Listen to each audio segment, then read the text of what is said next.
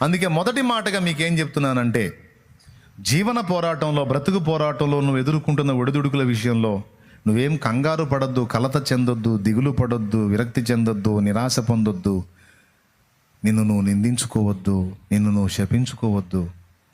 ఒక్కటే చెప్తున్నాను, ప్రభు పాదాల దగ్గరికి వెళ్ళు.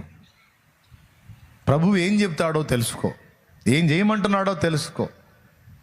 అది భూమి మీద నువ్వు బ్రతకడానికి అవసరమైన విషయమైన, ఆత్మీయంగా బ్రతకడానికి అవసరమైన విషయమైన, ఆయన నీతో ఏం చెప్తున్నాడో ఫస్ట్ ఆయన ముందు కూర్చొని, ఆయన నీకు ఇచ్చిన పనిని, ఆయన నీకు ఇచ్చిన ఆలోచనని ఫస్ట్ తీసుకొని దాని చొప్పున నువ్వు నడు. రిజల్ట్ లక్ష్య పెట్టొద్దు. వెంటనే వచ్చిందా రాలేదా, జరిగిందా జరగలేదా, రిజల్ట్ లక్ష్య పెట్టొద్దు. దేవుడు నీకు చెప్పింది నువ్వు చేస్తున్నావా లేదా అనేది ఒక్కటి చూసుకొని చేసుకుంటూ ముందుకెళ్ళు.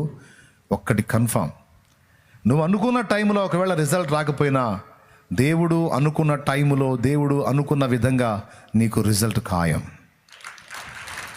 జవాబు ఖాయం.